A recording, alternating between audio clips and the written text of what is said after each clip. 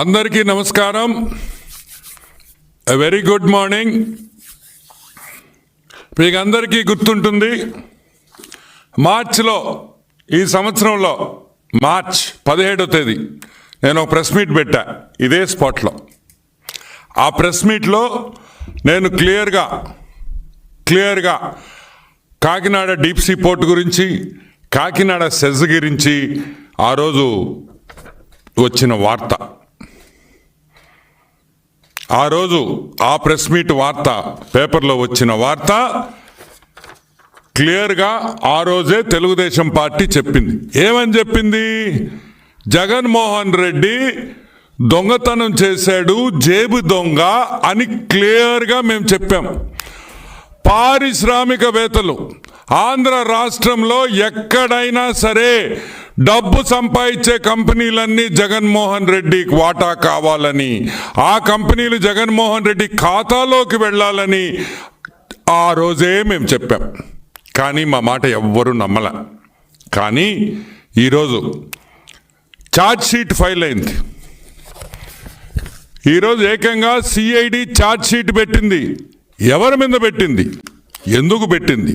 Kakinada SEZ ఏంది, Kakinada deep sea port ఏంది అనే రెండు విషయాలు ఈరోజు మనం మాట్లాడుకుంటాం.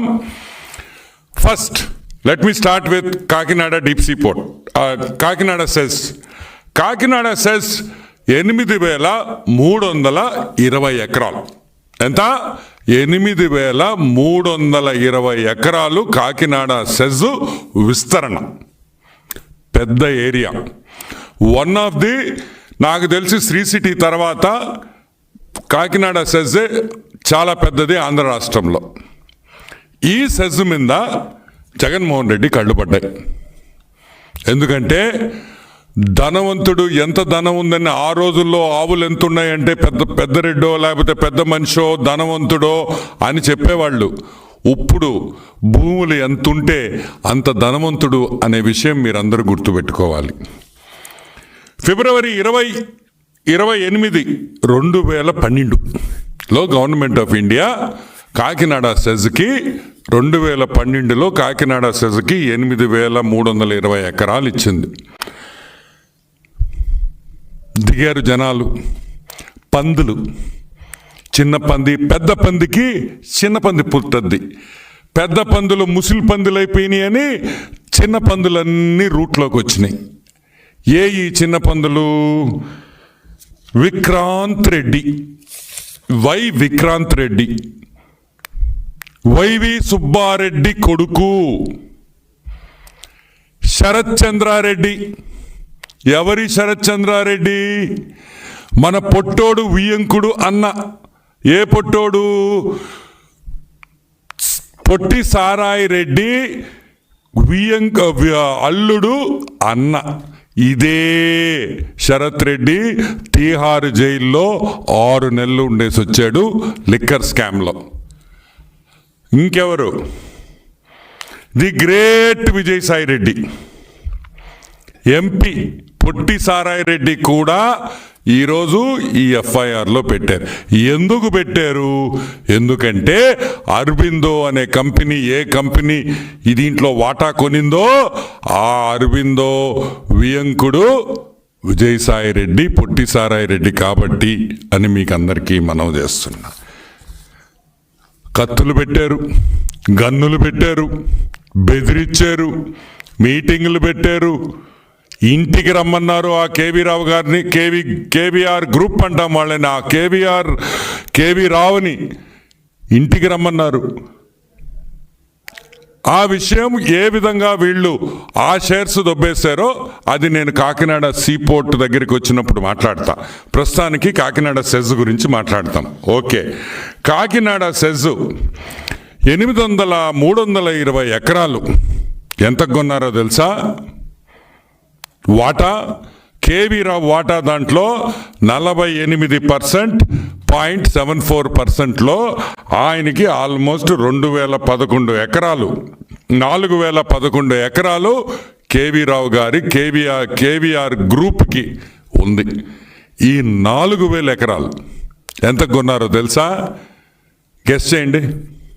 12 కోట్ల రూపాయలు, 4011 ఎకరాలు 12 కోట్ల రూపాయలకి బెదిరించి, తుపాకీ పెట్టి బెదిరించి ఈ హాఫ్ టికెట్ జగన్మోహన్ రెడ్డి ఈ డబ్బులు 4000 ఎకరాలు కొట్టేశాడనే విషయం మీరు అందరూ గుర్తుపెట్టుకోవాలి. అంటే కాకినాడ పోర్ట్ పక్కన 29,917 రూపాయలకి 1 ఎకరా కొన్నారు. ఈరోజు జగన్మోహన్ రెడ్డి నేను అడుగుతున్నా, పొట్టి సారాయి రెడ్డిని అడుగుతున్నా, భారతదేశంలో ఎక్కడైనా సరే 29,000కి 1 ఎకరా దొరకద్దా? 29,000కి 1 ఎకరా భారతదేశంలో ఎక్కడైనా దొరకద్దా అని మేము అడుగుతున్నాం. ఏమి కేవీ రావుకి అంత ప్రేమ మీ మీద? అంటే పొట్టి సారాయి రెడ్డి, జగన్మోహన్ రెడ్డి లావు పొడుగనే? పొడుగైతే కాదు, లావు అయితే కాదు. మరి ఏమి చూసి నీకు 29,000 రూపాయలకి 1 ఎకరా ఇచ్చారు? నీలో ఏముందని ఇప్పుడు నేను అడుగుతున్నా. పొట్టి సారాయి రెడ్డి, జగన్మోహన్ రెడ్డిని ఇద్దరిని అడుగుతున్నా.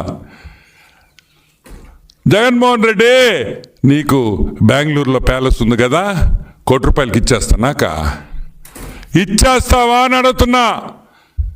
నీ బెంగళూరులో ఉండే ప్యాలెస్ నాకు ₹1 ఇస్తావా?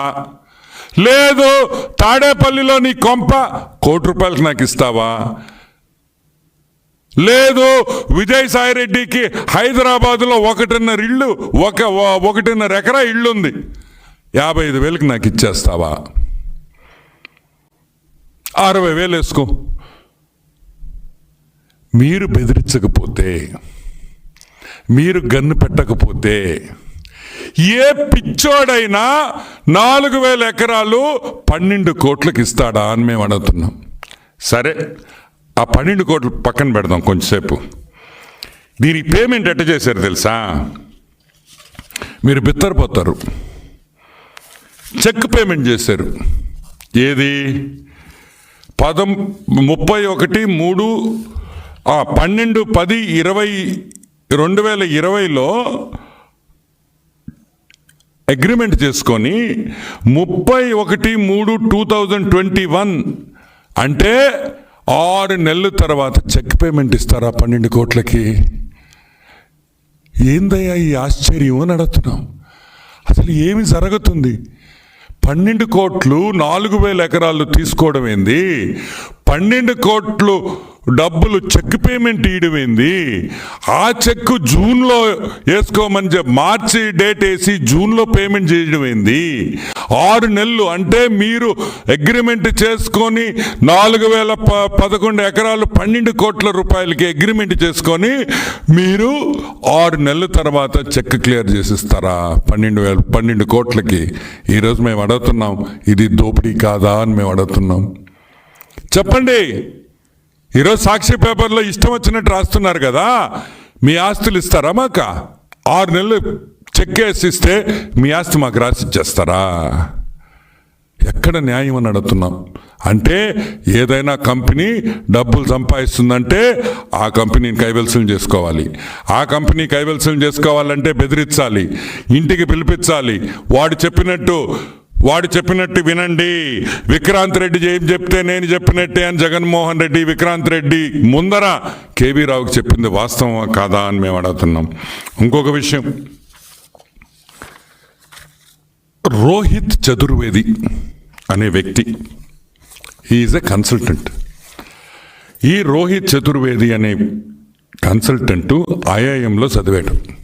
ఆయన profile, Rohit Chaturvedi profile almost 25 పేజీలు ఉంది. ఇది కూడా నేను ప్రెస్కి పంపిస్తాను. ఈ రోహిత్ చతుర్వేది అనే వ్యక్తి ఒక కన్సల్టెంటు, ఐఐఎం బెంగళూరులో చదువుకున్నాడు, క్రిసల్లో పనిచేశాడు, కేపీఎంజీలో కన్సల్టెంట్గా పనిచేశాడు, ఎస్ఆర్ పోర్ట్స్లో పనిచేశాడు, Egypt, Tamil Nadu, Kandla port, Tanzania, IRCTC, వీళ్ళ world bank, Namibia, Asian development bank, Visakhapatnam port. ఈయన కాకినాడ సెజ్ గురించి ఒక రిపోర్ట్ ఇచ్చాడు. ఇంత రినౌండ్ ప్లేయర్ కన్సల్టెంట్ ఒక రిపోర్ట్ ఇచ్చాడు. ఏమనిచ్చాడు రిపోర్టు? ఏమనిచ్చాడంటే మొత్తం కాకినాడ సెస్ గురించి మొత్తం రాస్తూ ఆయన ఇచ్చిన వాల్యుయేషన్ తీస్తే మీ కళ్ళు జిర్యలంటాయి మనకి. 8,230.48 ఎకరాలు, ఒక్కొక్క ఎకరా రేటు 50,24,000 రూపాయలు. ఆయన ఇచ్చిన వాల్యుయేషన్ రిపోర్ట్ రాజీవ్ చతుర్వేది అనే కన్సల్టెంట్ ఇచ్చిన వాల్యుయేషన్ వచ్చి 50 లక్షల రూపాయలు ఒక ఎకరాకి ఇచ్చాడు. అంటే 4,000 ఎకరాలకి మీరే క్యాలిక్యులేట్ చేసుకోండి ఎంత అవుతుందో.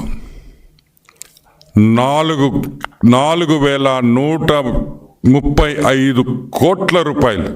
అంటే కేవీ రావు షేర్కి 2,000 కోట్ల రూపాయలు వాల్యుయేషన్ వేశారు ఈ 4,000 ఎకరాలకి. అంటే 2,000 కోట్ల 2,000 ఎకరాలకి 12 కోట్లు ఇస్తారా? 2,000 కోట్లకు గాను. ఈరోజు నేను అడుగుతున్నా, ఇది న్యాయమా ధర్మమా అని అడుగుతున్నాం. ఇది బెదిరించడం కాదా? ఇది గన్ను పెట్టుకొని లాక్కోవడం కాదా? ఏమంటారు? 2,000 కోట్ల ఎస్టిమేషన్ వేసిన 2,000 ఎకరాలకి మీరు ఎంత తీసుకుంటారు? 12 కోట్లకు తీసుకుంటారా? 2,000 కోట్లు ఎక్కడా, 12 కోట్లు ఎక్కడా అని మేము అడుగుతున్నాం. ఇది బెదిరించడం కాకపోతే ఏంది అని అడుగుతున్నాం. సరే, దీనికైనా పేమెంటు ఆ 12 కోట్లు దాని అమ్మబడరే రే. 2,000 కోట్ల భూమి 12 కోట్లకి దొబ్బేశారు కదా. పేమెంట్ ఇలేరు రే, పేమెంట్ ఇర్రే. అది కూడా స్పాట్లా 6 నెలల తర్వాత ఇస్తారా? 2,000 కోట్ల రూపాయల భూములు 12 కోట్లకి తినేసి 12 కోట్ల రూపాయలకు చెక్ ఇచ్చి ఆ చెక్కు 6 నెలల తర్వాత బ్యాంకులో వేయమంటే అప్పుడు క్యాష్ అవుతుందా? ఏమంటారు? ఇది దోపిడీ అంటారా? దొంగతనం అంటారా? 429 అంటారా? ఏమనాలి? ఇది జగన్మోహన్ రెడ్డి హస్తంతో కాదా జరిగింది? జగన్మోహన్ రెడ్డి హస్తం లేదా? లేకపోతే ఎవడైనా పిచ్చిన కొడుకు ఈ ప్రపంచంలో 2,000 కోట్ల రూపాయలు ఆస్తిని 12 కోట్లకి ఇస్తాడా? ఏమైనా అర్థం ఉందా అని మేము అడుగుతున్నాం. సరే, సో ఇక్కడ 1,900 కోట్ల ప్రాఫిట్ వచ్చేసింది. సరే, కాకినాడ సీపోర్ట్కి వస్తాం. కాకినాడ సీపోర్ట్ ఎఫ్ఐఆర్ ఫైల్ అయిన తర్వాత ఈ 4 బ్రోకర్లు ఎవరు? వైవి సుబ్బారెడ్డి కొడుకు, పెద్ద బ్రోకర్ జగన్మోహన్ రెడ్డి, చిన్న broker Sarath Chandrareddy, medium size broker మన పొట్టి సారాయి రెడ్డి.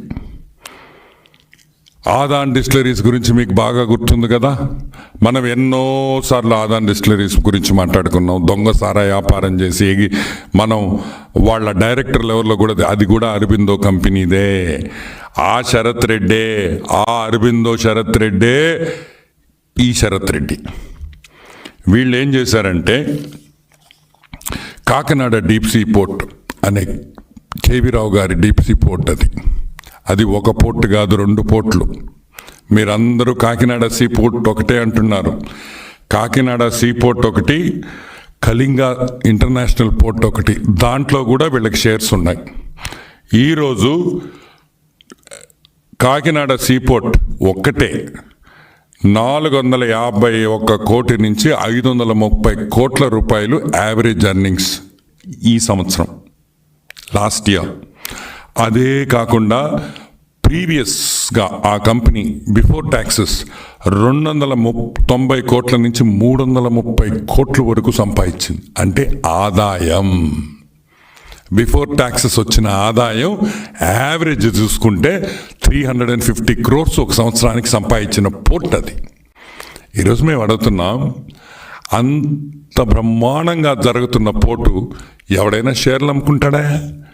లాస్లో ఉండే కంపెనీని మనం షేర్లు అడిగితే లాస్లో ఉండే కంపెనీని మనం కొనుక్కోవచ్చు. నష్టాల్లో ఉండే కంపెనీని మనం కొనుక్కోవచ్చు, కానీ బ్రహ్మాండంగా లాభాల్లో ఉండే కంపెనీ ఎవ్వడు కూడా తక్కువ రేటుకి అమ్మడనే విషయం మనం అందరం గుర్తుపెట్టుకోవాలి. నేను ఒకటే చెప్తున్నా, బాగా ఆలోచించండి మీరందరూ. కాకినాడ డీప్ సీ పోర్ట్ని కైవల్సం చేసుకునేదానికి ఎంత మోసం చేశారో కూడా మీకు అందరికీ నేను మనవి చేస్తూ ఉన్నా. ఏమయ్యా, కాకినాడ డీప్ సీ పోర్ట్ మీకు కావాలనుకున్న తర్వాత వెంటనే రంగంలోకి శ్రీకాంత్ రెడ్డి దిగుతాడు,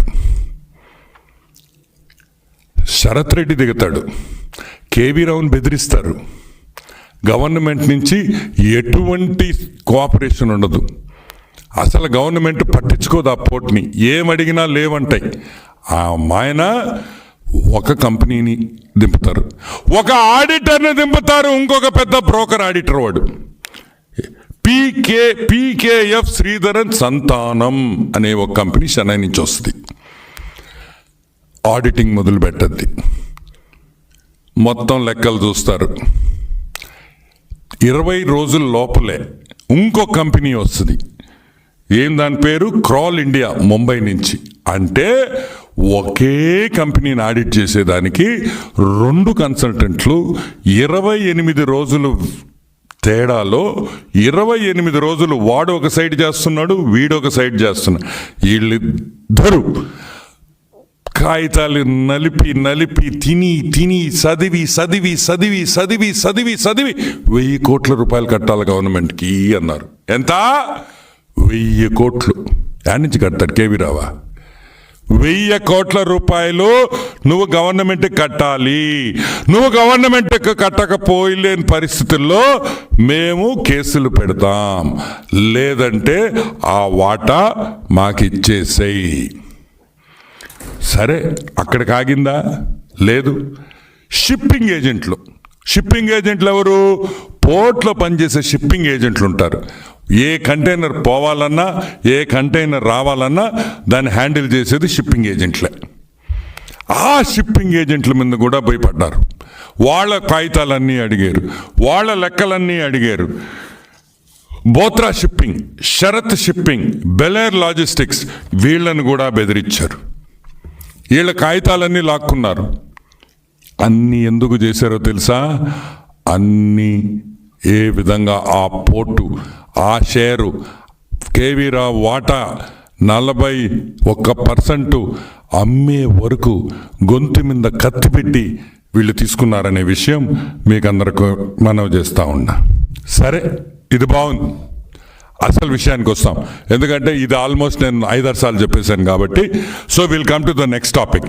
ఈరోజు మీ ఇళ్ళు అమ్మాలంటే, మీ ఇళ్ళో నా ఇళ్ళో ఎవరైనా ఇళ్ళు అమ్మాలనుకుంటే రేటు నువ్వు చెప్తావా, కొనుక్కునేవాడు చెప్తాడా?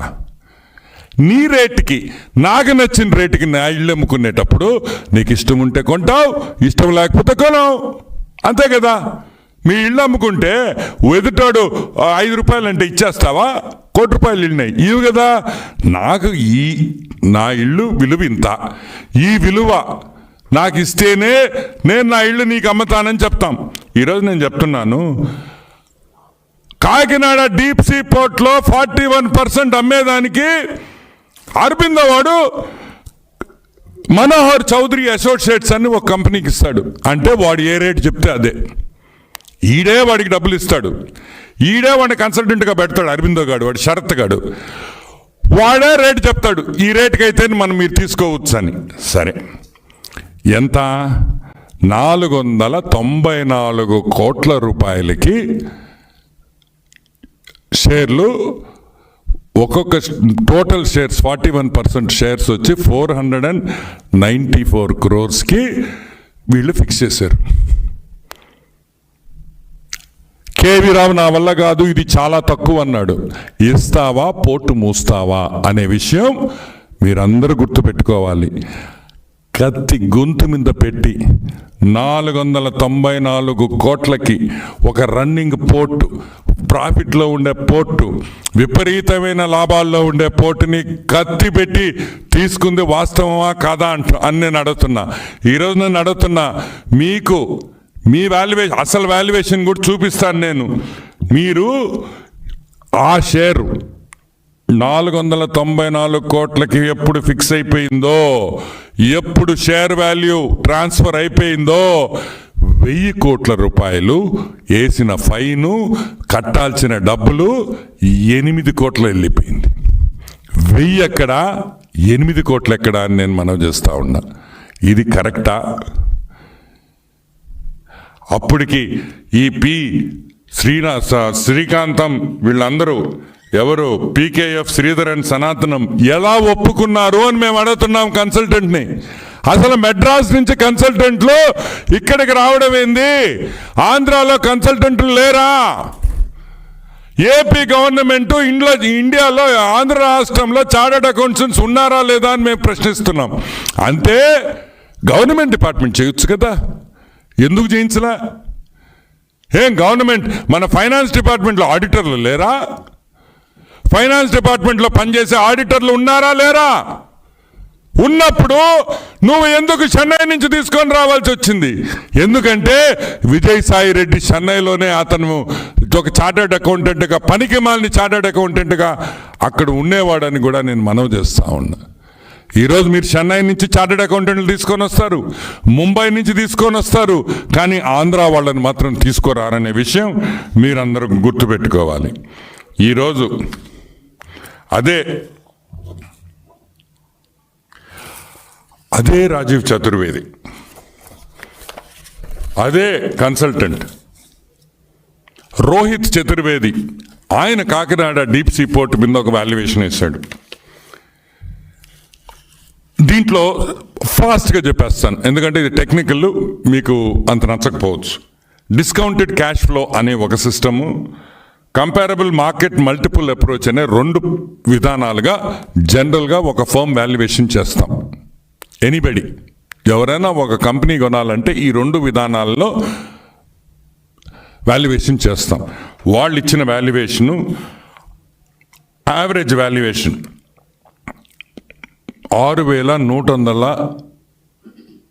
6,123 crores ఆ కంపెనీ వాల్యుయేషన్. యావరేజ్ 6,048 crores రెండో వాల్యుయేషన్. అంటే కేవీ రావు కేఎస్పిఎల్ 40%, 41% స్టేక్ వచ్చి 2,689 కోట్ల రూపాయలు, 2,689 కోట్ల రూపాయలు షేర్ని మీరు 400కి దొబ్బేస్తారా? 494 కోట్లకు తీసుకుంటారా? 2,689 కోట్ల షేర్ని. ఈరోజు నేను అడుగుతున్నా, సరే అది కూడా ఒప్పుకుంటా, కేవీరావు పిచ్చోడు కాబట్టి, కేవీరావు విషయం తెలియదు కాబట్టి, కేవీరావు అమాయకుడు అనుకో మీరు చెప్పే వాదనలో. సింపుల్ పాయింట్, ఈరోజు ఆ మీరు పెట్టిన 496 కోట్లలో ఆల్రెడీ లాస్ట్ ఇయరే మీకు 380 కోట్లు వెనక్కి వచ్చేసింది కాకినాడ డీప్ సీ పోర్ట్ నుంచి. డివిడెండ్ అయితే ఏమి, ఐసీడీలు అయితే ఏమి, బెదిరించి ఐసీడీలో అరబిందో కంపెనీ తీసుకుందనే విషయం మీరందరు గుర్తుపెట్టుకోవాలి. అవసరమైతే ఆ ఐసీడీలు ఏ ఇచ్చారు, ఎంతెంత అరబిందోకి ఇచ్చారనే విషయం కూడా మేము బయట పెడతాం. 380 కోట్లకి లాస్ట్ ఇయర్ మీరు పెట్టిన 494 కోట్లకి ఆల్రెడీ మీకు ఇంకొక 100 కోట్లు వచ్చేస్తే మీ డబ్బులు మీకు వచ్చేసినట్టు. అది కాకుండా కూడా ఐసీడీ డిపాజిట్లు మీరు కాకినాడ డీప్ సీ పోర్ట్లో ఆ కంపెనీ నుంచి మీరు ఐసీడీలు తీసుకున్నారనే విషయం బాగా గుర్తుపెట్టుకోవాలని కూడా నేను మనవి చేస్తా ఉన్నా. ఈరోజు మేము ఒకటే అడుగుతున్నాం, అసలు ఈ ఎఫ్ఐఆర్లో A1గా ఉండాల్సింది ఎవరు? విక్రాంత్ రెడ్డి కాదు, YS Jaganmohan Reddy half ticket. ఈరోజు A1గా ఉండాల్సింది. ఈ విషయం నేను సిఐడి డిపార్ట్మెంట్కి, డిఐజీ గారికి, డీజీపీ గారికి అందరికీ నేను మనవి చేస్తున్నా. కర్త క్రియ అన్నీ కూడా వైఎస్ జగన్మోహన్ రెడ్డి అనే విషయం గుర్తుపెట్టుకోండి. వైఎస్ జగన్మోహన్ రెడ్డి అండ లేకపోతే కేవీ రావు ఈరోజు ఈ పరిస్థితుల్లో ఉండేవాడు కాదని కూడా నేను మనవి చేస్తూ ఉన్నా. ఒక్కసారి గుర్తుపెట్టుకోండి, వెంటనే ఎఫ్ఐఆర్లో వైఎస్ జగన్మోహన్ రెడ్డి A1 కింద నమోదు చేయాలి. ఎందుకంటే ఇది జరిగిన ఈ కుట్ర తాడేపల్లి ప్యాలెస్లో బయట కాదని కూడా నేను మనవి చేస్తున్నా. 1000 కోట్లు 8 కోట్లు అయిందంటే, ఫైన్ అయిందంటే అది జగన్మోహన్ రెడ్డి హస్తం కాకుండా ఏ విధంగా అయిందనే విషయం మేము ఈరోజు ప్రశ్నిస్తున్నాం. వెంటనే వైఎస్ జగన్మోహన్ రెడ్డి A1గా ఈ కేసులో ముద్దాయి వేసి వెంటనే అరెస్ట్ చేసి అతని ఇంట్రాగేషన్ చేసి వాస్తవాలన్నీ బయటకు తీసుకురావాలని కూడా ఈరోజు మేము డీజీపీ గారిని కోరుతున్నాము. ఇంకొక విషయం కూడా, ఇట్ ఈస్ నాట్ ఏదో డబ్బులు కంపెనీలు కాదు. ఈరోజు ఆంధ్ర రాష్ట్రంలో ఒక్క ఇండస్ట్రియలిస్ట్ని మనం రమ్మంటే వణికిపోతున్నారు భయంతో అని కూడా నేను మనవి చేస్తా ఉన్నా. ఈరోజు ఎవరినైనా పెద్ద కంపెనీ వాళ్ళకి రాండి అంటే మాకు ఇక్కడ స్వేచ్ఛ లేదు, భయము. ఈ విధంగా జరిగింది. జగన్మోహన్ రెడ్డి టైంలో కత్తులు గిత్తులు బెదిరింపులు డబ్బులు. మేము ఇక్కడ ఈ ఊరంటేనే ఆఖరాకి పెద్ద ఆఫీసర్స్ కూడా వచ్చేదానికి సిద్ధంగా లేరంటే ఈరోజు చంద్రబాబు నాయుడు గారు బతిమలాడాల్సి వస్తుంది. ఈరోజు ఏపీ గవర్నమెంట్ ఇండస్ట్రియలిస్ట్ని బతిమలాడే పొజిషన్లో మేము ఉన్నామని కూడా నేను మనవి చేస్తా ఉన్నా. మేము రాము లేదు, మారిపోయింది, ఇక్కడ స్వేచ్ఛ ఉంది, రాండి మీరు ఇండస్ట్రీస్ పెట్టుకోండి అని కాళ్ళు పట్టుకునే పరిస్థితుల్లో ఈరోజు ఈ ప్రభుత్వం ఉందని కూడా నేను మనవి చేస్తా ఉన్నా. ఇంకొక విషయం, నెలలు వద్దు, అన్ని ప్రూఫ్లు ఉన్నాయి. ఏ విధంగా జరిగింది మేము ఎప్పుడో చెప్పాం. వెంటనే వీళ్ళని అరెస్ట్ చేసి వెంటనే వీళ్ళు మళ్ళీ రకరకాలుగా కోర్టులకు పోయి సుప్రీంకోర్టుకు పోయి ఈ నాటకాలన్నీ లేకుండా వెంటనే దీన్ని క్లోజ్ చేసి వీళ్ళని జైల్లో పెట్టాలని కూడా నేను డీజీపీ గారిని మనవి చేస్తున్నా. ఎందుకు పెట్టాలి? ఒక ఇండస్ట్రియలిస్ట్ తప్పు చేసిన వాళ్ళు జైలుకి పోతే మిగతా ఫ్యాక్టరీలు పెట్టుకునేవాళ్ళు, మిగతా ఇండస్ట్రీస్ పెట్టుకునేవాళ్ళు కొంచెం ధైర్యం వస్తుంది. జగన్మోహన్ రెడ్డి నిజ స్వరూపం బయట పెట్టాలని మనస్ఫూర్తిగా కోరుకుంటున్నాను. Any questions? కేవీ రావు సైలెంట్గా ఎన్ని రోజులు ఎందుకున్నారు? కేవీ రావు సైలెంట్గా ఉండేడు కాబట్టే భూమి మీద ఉన్నాడు. కేవీ రావు సైలెంట్గా లేకుండా అని బాగుంటే అని కంప్లైంట్ వేసుంటే ఈరోజు దాన్ని ఏమంటారు, 3వ సంవత్సరం దినం ఏమంటారా, వర్ధంతి, 3వ వర్ధంతి చేసుకునేవాడు. కేవీ రావు తెలివిగల్లోడు కాబట్టి, ప్రాణం మీద ఆశ ఉండింది కాబట్టి, బతకాలని ఉండింది కాబట్టి అన్నీ మూసుకొని, అన్ని పైన కింద అన్నీ మూసుకొని గమ్ముగా ఉండేడు కాబట్టే ఈరోజు కేసు పెట్టగలిగాడు అనే విషయం మీరందరూ గుర్తుపెట్టుకోవాలి. ఇంకొక విషయం, ఈరోజు సాక్షి చూస్తుంటే బెల్లం వచ్చింది. మా పొట్టోడు ఫోటో వేసి తెలుగు సినిమా మసాలా స్క్రిప్టు తనపై నమోదైన ఎఫ్ఐఆర్ పై విజయసాయిరెడ్డి, కేవీ రావు బెదిరించినట్లు ఆధారాలు ఉన్నాయా? ఇప్పుడు నేను ఒకటి అడుగుతా, అరే బెదిరించినట్లు ఆధారాలు ఉన్నాయి. ఇప్పుడు నేను చెప్పిందంతా ఏంది? నీ ఆస్తి అంతా నువ్వు ₹1 ఆస్తి రూపాయికి ఇచ్చేస్తారే నాకా? ఇస్తావా? నువ్వు ఇస్తావా? మీ హాఫ్ టికెట్ జగన్మోహన్ రెడ్డి ఇస్తాడా? అంటే ₹1 ఆస్తి రూపాయికి ఇచ్చేస్తా. నీ కొంప రాసిచ్చి హైదరాబాద్లో చెక్ పంపిస్తా, 6 నెలల తర్వాత వేసుకుని నేను కొంటా నీ ఆస్తి, కానీ 6 నెలల తర్వాత రూపాయికి. ఇవన్నీ మాటలు కాదు. కాకినాడ ఇదిగో ఇంకొకటి, అంతా బాబు కుట్ర, డబ్బులు తినేది మీరు, కుట్ర మాత్రం బాబుది. ఈరోజు మేము అడుగుతున్నాం, ఒక పోర్టు సక్సెస్ఫుల్గా నడిపే పోర్టుని కూట్నీళ్ళకి కూట్నీళ్ళకి కొనేశారు మీరు. కూట్నీళ్ళకి కొని అది బాబు కుట్రా, బాబు గారికి ఏం సంబంధం అని మేము అడుగుతున్నాం.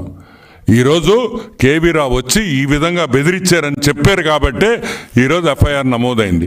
అయినా కానీ నాకు మాత్రం ఒక నమ్మకం ఉంది, ఇది కాకపోయినా తొందరలో వేరే కేసులో నువ్వు డెఫినెట్గా జైలుకి పోతావని కూడా నేను మనవి చేస్తూ, ఇంకేమన్నా ఉన్నాయా?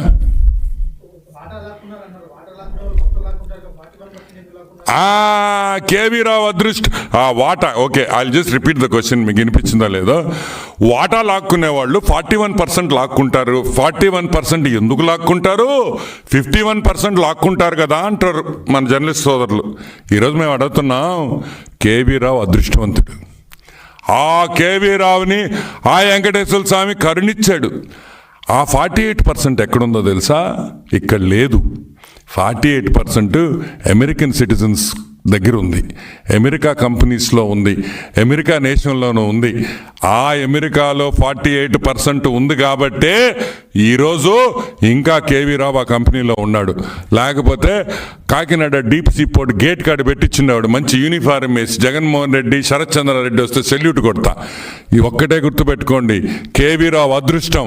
కేవీ రావుకి దేవుడు చేసిన మేలు ఆ 48% అమెరికాలో ఉండడం. అది అమెరికాలో ఉంది కాబట్టి, వాళ్ళ మీద గన్ను పెట్టలేం కాబట్టి, వాళ్ళ కత్తితో బెదిరించలేము కాబట్టి ఈరోజు ఆ షేర్ని కాపాడుకోగలిగాడు కేవీ రావు. అతని అదృష్టం అని కూడా నేను మనవి చేస్తా ఉన్నా. Yeah, anything else? యా, మర్చిపోయినా. Yeah, that's so true. Okay, ఇప్పుడు ఈ షేర్ ట్రాన్స్ఫర్ జరిగేటప్పుడు వాస్తవంగా చాలా అబ్జెక్షన్స్ వచ్చినాయి. ఏమైనా అబ్జెక్షన్స్ వచ్చినాయి? అసలు ఈ షేర్ ట్రాన్స్ఫర్ తప్పు, ఈ షేర్ ట్రాన్స్ఫర్కి అసలు ఇదే లేదు, పెట్టేదానికి లేదు, చేసేదానికి లేదని మేమనలా. అది చెప్పింది యాక్సిస్ బ్యాంకు. యాక్సిస్ బ్యాంకు ఒక లెటర్ రాసింది. ఎక్కడో పెట్టాను. యాక్సిస్ బ్యాంక్ ఒక లెటర్ రాసింది, ఇదిగోండి. ఏమని రాసింది? Please note, a letter dated April 25, 2021. Please note that Axis Bank has not accorded approval for the same share transfer. However, it seems that the company has effected the change in shareholding without Axis Bank approval. The purported transaction is material and a serious breach of sanctioned terms and qualifies as an incidence of early warning signal, EWS. Axis Bank ఒక EWS issue చేసింది, early warning. ఎవరికి? KSPLకి. ఈ share holding మేము ఒప్పుకోం, ఈ share holding తప్పు, ఇది చేసేదానికి లేదు, ఇది చట్ట విరుద్ధం అని యాక్సిస్ బ్యాంక్ ఒక లెటర్ ఇచ్చింది. అయినా కూడా లెక్క చేయకుండా ఈరోజు అన్ని షేర్ ట్రాన్స్ఫర్లు జరిగిపోయినాయి. కాబట్టి వెంటనే దీని మీద చర్యలు ఉండాలి. ఇది ఇంకొకసారి ఆంధ్ర రాష్ట్రంలో జరగకూడదు. ప్రభుత్వాలు ఏదైనా ఉండొచ్చు, ఎవరైనా పవర్లో ఉండొచ్చు, కానీ రాష్ట్రానికి వచ్చే ఇండస్ట్రీస్కి సెక్యూరిటీ లేకపోతే ఎవరు వస్తారు, ఎందుకు రావాలా అనే విషయం మనమందరం గుర్తుపెట్టుకోవాలి. దీని మీద వెంటనే యాక్షన్ ఉండాలి. వైఎస్ జగన్మోహన్ రెడ్డి ముద్దాయి నంబర్ 1గా వేయాలి. అదేవిధంగా తాడేపల్లి ప్యాలెస్లో కథ నడిపిన బ్రోకర్ నాయాళ్ళు 2-3 ఉన్నారు. ఒకడు ధనుంజయ రెడ్డి, ఒకడు సజ్జల రామకృష్ణారెడ్డి. ఈ యదవల్ని కూడా FIRలో చేర్చాలని మనస్ఫూర్తిగా కోరుకుంటూ సెలవు తీసుకుంటున్నాను. Anything else?